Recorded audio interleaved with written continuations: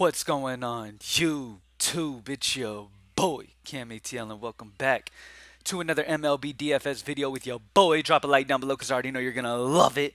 Subscribe to the channel if you haven't already. Thank you guys for joining me once again. Make sure you comment anything in the comment section and enter your name in that $50 giveaway I do every single week on this channel. I am on the GreenLightDFS.com optimizer where we have our personal projections on here. Yesterday could not have gone any better for the squad. Could not have gone any better. We swept, absolutely smashed. Came at the top of contest for the early slate. Almost got the takedown. Main slate cashed. It was a sweep day. It was a fantastic sweep day and exactly what your boy needed to go on a nice positive run before NFL starts. So really, really excited to tackle this small slate. Normally I don't do videos for small slates, but I'm just feeling the vibes right now. Super excited for this slate. Really have a good feel on it. And I think that I have an interesting take, and I'm going to talk about it in a second.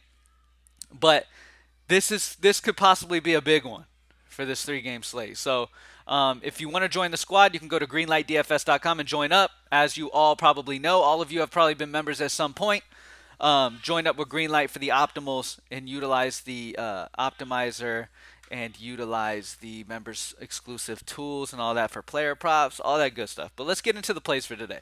First and foremost, Senga is a mile above the rest of the options for me on this slate. Senga's been really, really, really good at home in New York. We saw how that worked out for Valdez in yesterday's video. I didn't end up landing Valdez. I ended up going Lance Lynn, which saved me some points because Valdez got exploded by Texas. But at the end of the day, more times than not, Valdez in that spot will do well. But Senga in this spot is a fantastic option. He's been great at home in New York. He's facing Washington that has their moments, sure, but Senga it's not particularly close for me when it comes to your SP1 on the day today. Senga at home in New York. Mets offense expected to do well. Give him some run support. So I really like this spot for Senga. And I'm going to talk about that Mets offense in a minute. SP2, it comes down to Cease and Tanner. I'm not sure. Bibby. I don't know how you say his last name. Tanner. Dylan Cease and Tanner. For me, the cheaper of the two is the way I'm going to go. Plus, he's projected to get more strikeouts anyways through Vegas. Like, if you look at Vegas, Tanner is at like a 6.5 projected pitcher strikeouts, where Cease is at like 5.5. So, and it makes a ton of sense to me too, because, and at the end of the day, Cease just doesn't have a ton of K upside in this matchup against Cleveland, in my opinion. Like, sure, pitchers at times can get to Cleveland and get some strikeouts, but Cleveland, for the most part, is one of the lowest strikeout teams in the entire league. The lowest strikeout team in the league. Like, they just don't strike out a ton. They're very disciplined.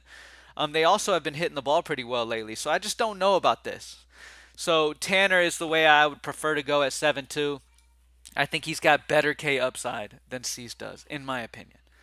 All right, now to the hitters. This is where I have a little bit of a sneaky idea for this slate. As you guys know immediately, when it's a 3-game slate, you need to find a way to get different, because if you just eat chalk, you still might not cash. Let's say we stack up New York today, because obviously with Vegas having them the top projected team, they're going to be the most popular stack of the day.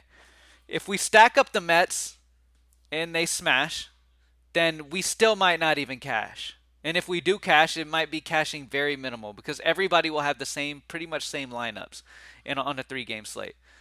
Now, there's a sneaky team on this slate that a lot of people might not be trying to get much exposure to, because they're trying to force in the Mets, and that could be a major mistake, because one of these teams has much better value on it and great numbers, and that's St. Louis. St. Louis, at home in St. Louis today, temperatures reaching the hundreds. I don't know if y'all paid much attention to baseball last season. Right? I don't know how much attention like if all of you were playing baseball, or kind of a lot of you weren't really into baseball. St. Louis have some studs in this lineup versus left-handed pitching. They're top 3 in the league this season versus lefties. They were probably top in the league versus lefties last season. They're up in that range of, like, you know how you just lock in Atlanta when they face lefties at home? Because their numbers are just so ridiculous and so far and away the best numbers that'll be on any slate. That's how it is today. Like, for St. Louis. St. Louis is by far and away, statistically, in the best offensive spot. Yes, they're facing Steele, who has not gotten blown up too much. He's been okay, which is probably why Vegas has him as the second highest team total. If it was a worse talent, if it was a less talented pitcher on the mound, then maybe they would be projected higher. But here's another reasoning: the Mets have not been good on the at home this year. They've been one of the worst offenses in the entire league when hitting at home. All right. So going off of what has gone on, and that's over 1,000 plate appearance sample size. I'm not just talking like small sample. I'm talking over 1,000 plate appearance sample size. The Mets have been one of the worst offenses at home this year, which is weird. It's weird that they suck at home and they're better on the road, but they have sucked at home. Plain and simple. They have sucked. Josiah Gray is somebody who, yes, can struggle at times, but he also has days where he's fantastic. I can see a scenario where the Mets are incredibly high owned and they end up going out and scoring maybe 2 runs on the slate today. And Josiah Gray has an overall solid day. I can see a scenario where that happens. And I can also see a scenario where St. Louis ends up being the highest scoring offense of the slate. So St. Louis is where I have exposure to today. That's what I'm excited in. Nolan Arenado and the expected leadoff man in Dylan Carlson are the 2 guys I want to start y'all off with in the high five. Nolan Arenado this season, I talked about him in player props previously. I have him as a player prop over on his hitter fantasy score today. Nolan Arenado has over like a 430 WOBA versus lefties this season. He's picked up pretty much where he left off last year and where he was doing in Colorado. It doesn't matter where he is. He hits lefties well. He's a lefty masher, plain and simple. He hits lefties well. A lot of bats in the St. Louis offense hit lefties well. Goldschmidt throughout his whole career has been fantastic versus lefties. Like, there's a lot of options on this St. Louis offense that hit lefties very, very well. Dylan Carlson's only 2-3 and projected to lead off. I don't need to explain this. Fantastic spot. Numbers also good versus lefties. Don't overthink it. Amazing, especially if he's leading off at 2-3.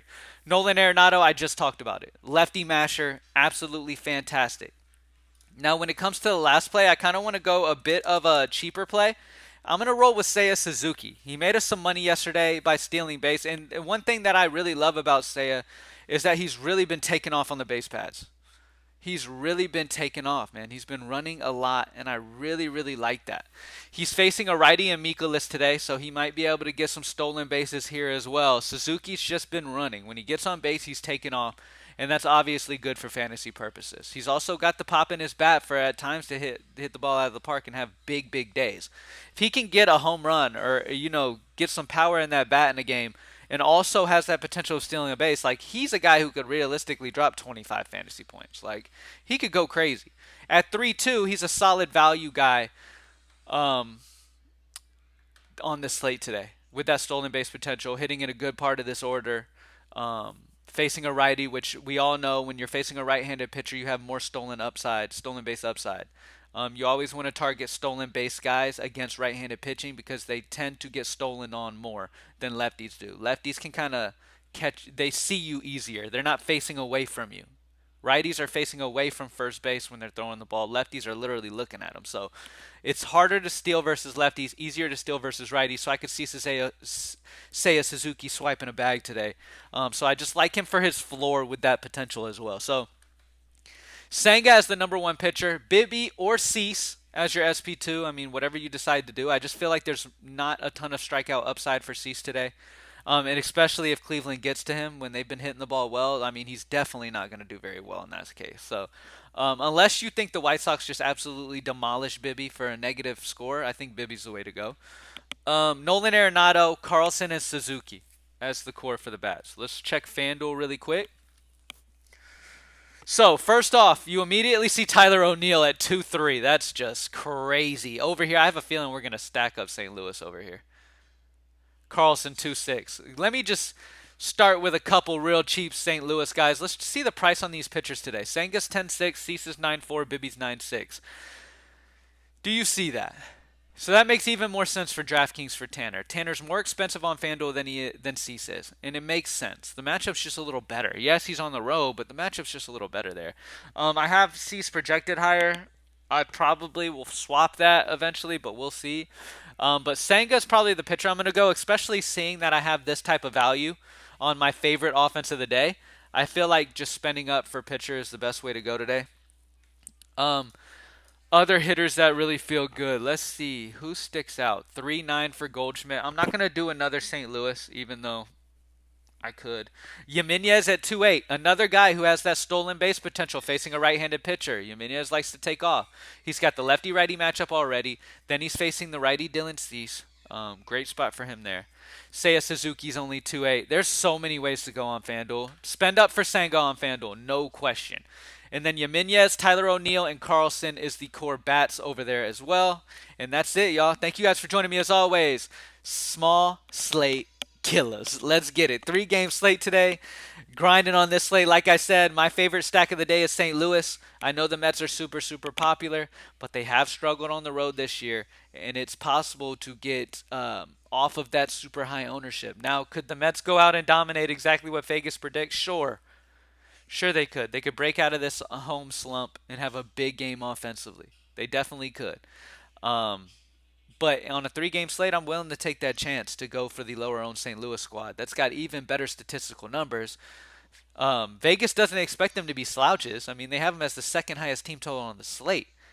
It's super hot in St. Louis as well, which should carry that ball better too. So I love St. Louis. Definitely getting exposure to them, and I'm willing to, die on that, to be honest with you.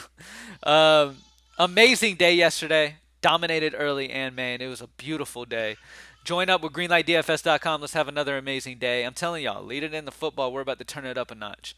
Stack up and go ahead and have another amazing football season. Early bird football season-long package will be dropped pretty soon. And if you know our NFL season last year, we lost 3 main slates out of the entire season. We went like 14-3. It was pretty wild. I'll say that. My best NFL season to date. I made more money last year than I did on the season where we won 70,000 in a day.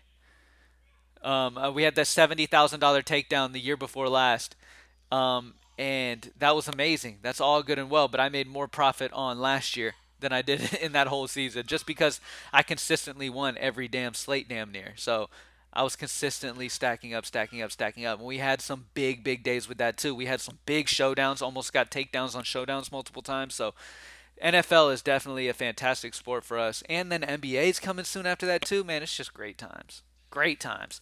Thank you guys for joining me as always. I'm out. Peace.